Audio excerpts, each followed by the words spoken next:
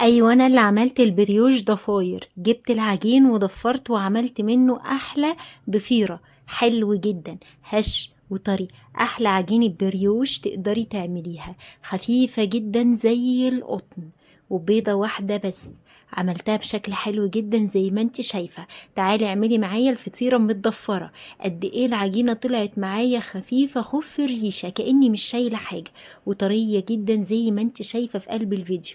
ولا قلبها من جوه ايه ما اقولكيش، مجدول كده كأنها ضفيرة بالظبط، وخفيفة قوي قوي قوي، وطعمها مسكر ولذيذ.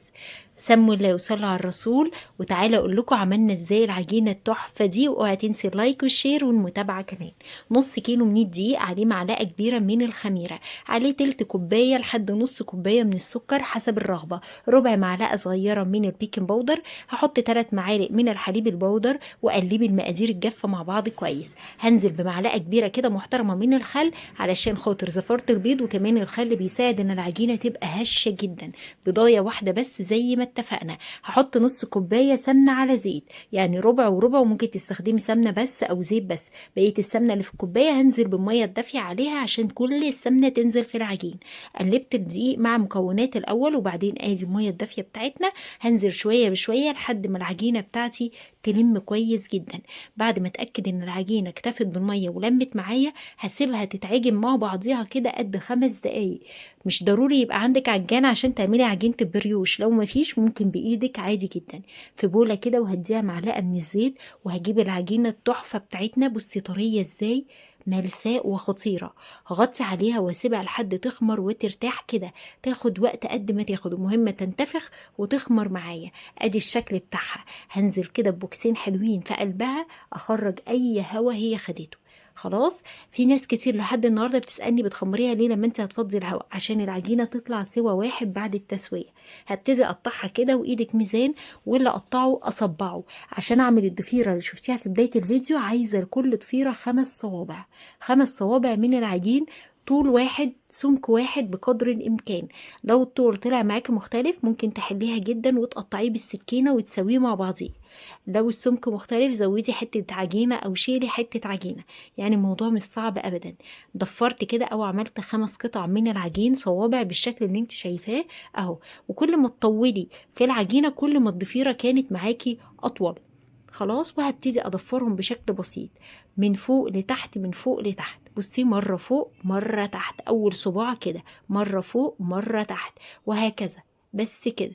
ناخد اول صباع تاني، وطول ما انا ماشية بفرد الصوابع، مرة فوق مرة تحت، مرة فوق مرة تحت. والله بسيطة وسهلة جدا. طول ما انت ماشية شد الصوابع وافرديها.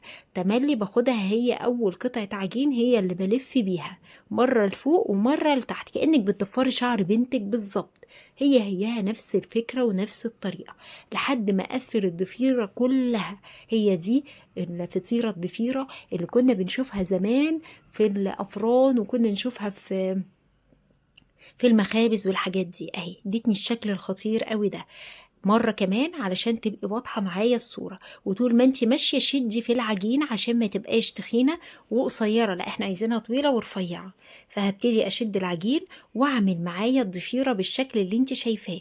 مفيش اسهل من كده، لحد ما اخلص كمية العجين كلها. شايفة شكلها حلو ازاي؟ ولو حاسة انها مفتحة من فوق بنقفلها كويس تاني. بس كده. وبنقلها في الصاج المدهون دهنة بسيطة من الزيت. عملت 3 كبار وواحدة صغيرة ورا. عايزة اقولك ان كل ده هينتفخ، هسيبه يخمر كويس جدا. بعد ما خمر بالشكل الحلو ده، هبتدي بقى ببيضة كده عليها رشة فانيليا ونقطتين خل، وادهن السطح. لازم بيض، ممكن حليب، ممكن نسكافيه وسكر. بس يعني ايه، لو ما بتحب يعني بيض عندك مفيش مشكلة، حطي بيض. البيض بيدي في الاخر لمعة حلوة اكتر، فهماني؟ لكن ما بتحبيش البيض او مش عايزة تحطي بيض، خلاص ينفع حليب وسكر. ينفع معلقة نسكافيه كده ندوبها في شوية مية وسكر، كله هيديكي نفس النتيجة. هدخلها الفرن على درجة حرارة 140 لحد ما تستوي، واخر دقيقتين هفتح الشواية، رشة سكر كده على السطح حسب الرغبة.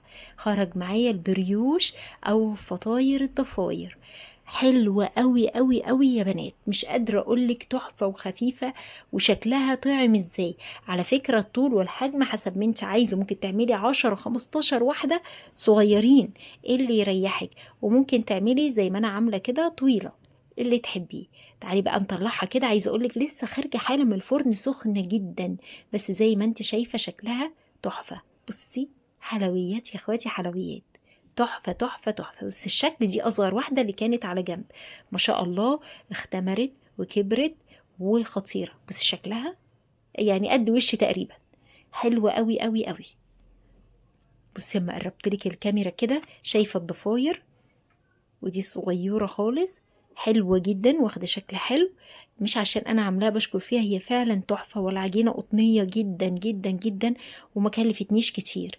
يعني التكلفة مش عالية قوي، مش لازم احط 3 بيضات للبريوش عشان يبقى حلو وخفيف، لا، بيضة واحدة كانت كفاية وادتني نتيجة حلوة. زودت خل وادتني نتيجة تحفة. طيب لازم اعجنه بالحليب؟ لا، ممكن تحطي، بس بقولك ريحته تحفة، ممكن تحطي حليب بودر وتعجني بمية. مفيش حليب بودر، اعجني بحليب سايل.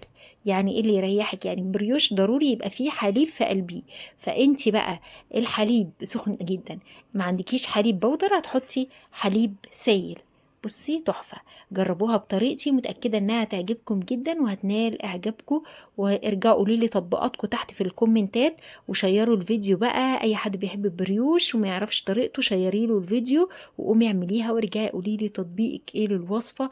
اي اسئلة على الوصفة سيبها لي تحت في الكومنتات، بقرا كل الكومنتات وبرد عليها. هستنى ارائكم تحت الوصفة وكومنتاتكم الحلوة اللي شبهكم ولايكاتكم الجميلة، وبحبكم جدا، واشوفكم على خير فيديو جديد. سلام.